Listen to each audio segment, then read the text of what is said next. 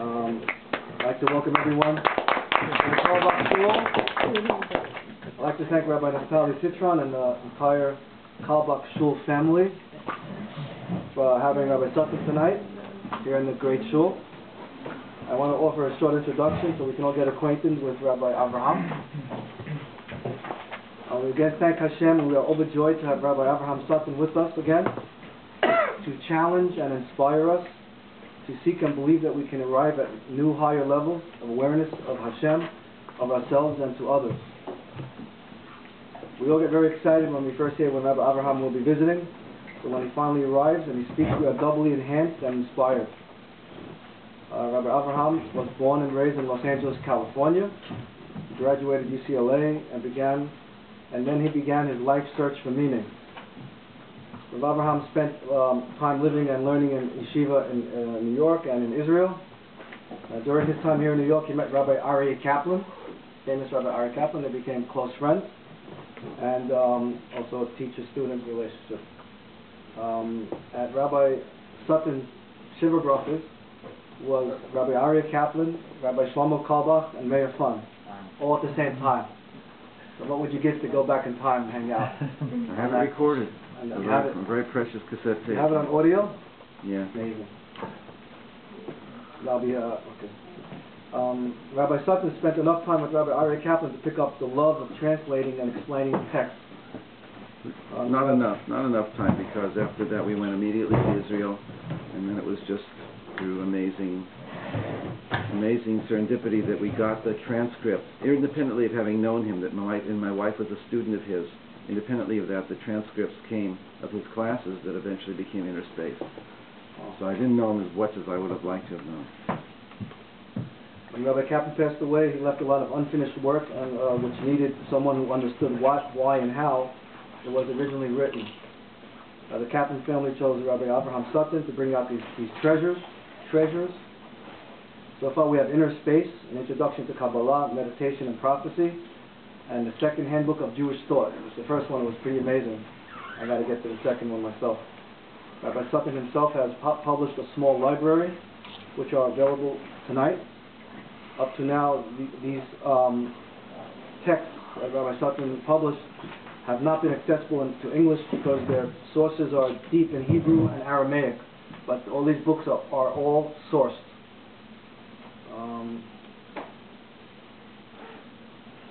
I'd like to tell you a little bit about Rabbi Avraham Sutton's rabbi, who is so much about what is happening here tonight.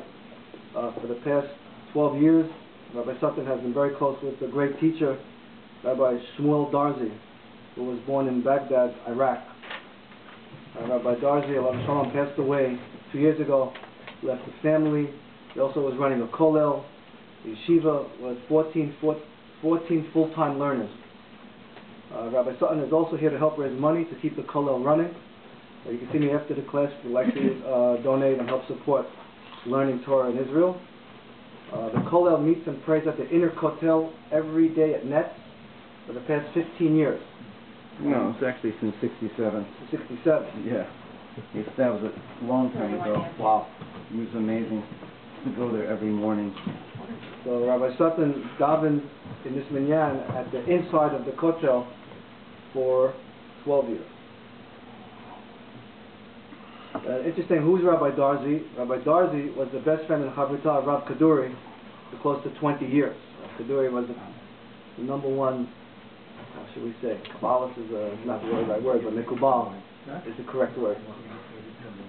They learned and taught together. Many times Rav Darzi would teach while Rav Kaduri would listen, and vice versa. Can you imagine that?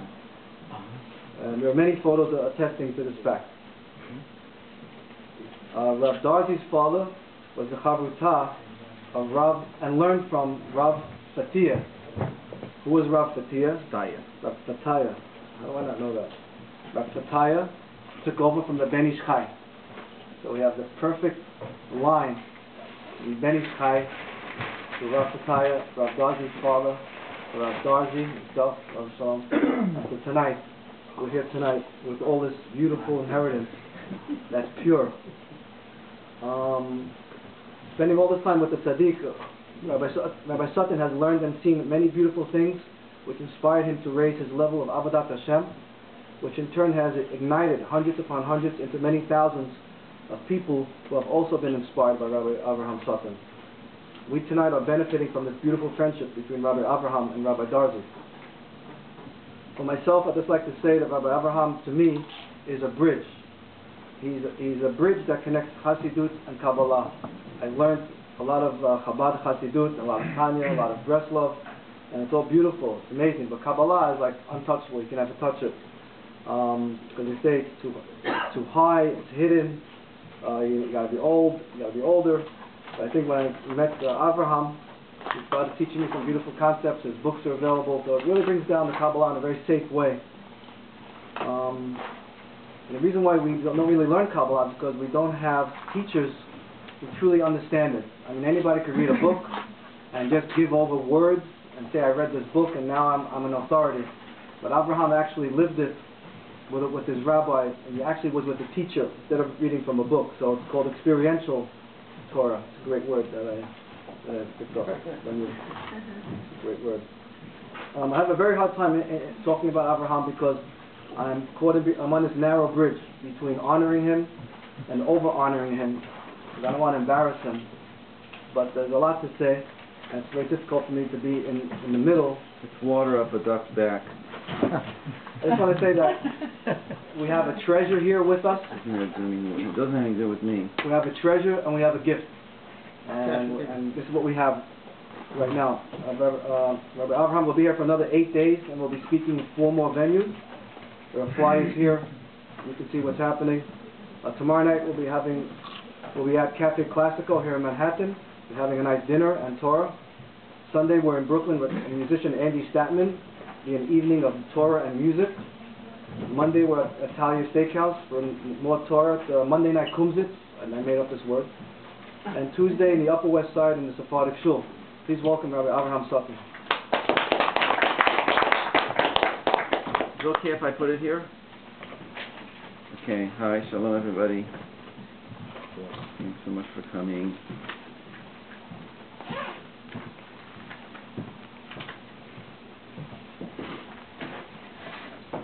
So, I want to get into a Purim spirit. Purim is coming. Purim for me is, as the Ari says, Yom Kippur as the Yom Kippurim. In a sense, Purim is higher than Yom Kippur. The level of consciousness that's revealed on Purim is awesome. Anybody who drinks on Purim, it's in order to get what the Talmud calls mibusam, because as the song goes, chayav inish libisume bipuria. A person is obligated to libisume. So we know that bisum is from the same language as bisamim, spice, incense. So you're supposed to get spiced. Maybe you can call it inebriated, but drunk? Who talked about getting drunk? Who talked about losing consciousness? Who talked about throwing up? Where did that come in? Right. This is an incredible thing, is to get into a state of consciousness where I know that everything in my life, that I can cry, I can hug my friend, I can love you, I can hug you, I can look at you with different eyes, and I can look at myself with different eyes. I can cry out of the most awesome joy of being a Jew, the most awesome joy of being a soul. I can be like the Kohen Gadol in the Holy of Holies on Yom Kippur. That's exactly what Purim is while I'm eating food, right? I'm able to eat food and drink with you and be with you in the deepest relationship with you, and see your soul and see the light around your face, and see that you're much more, because everything is a mask, right? Because everything is a mask. That's the meaning of wearing masks, is that we are under masks. And therefore on Purim, even though we wear masks, what we're saying is that it's all a mask, and what's under the mask is what's real. And so Purim eyes are so important, be able to have Purim eyes. Or what does it have to do with being drunk, right? So please, please, let's really take Purim in a way that we can get the most out of it when you hear every word of the Megillah, right? You hear every word of the Megillah, and the people are stamping and making and like they started to do in Israel for a few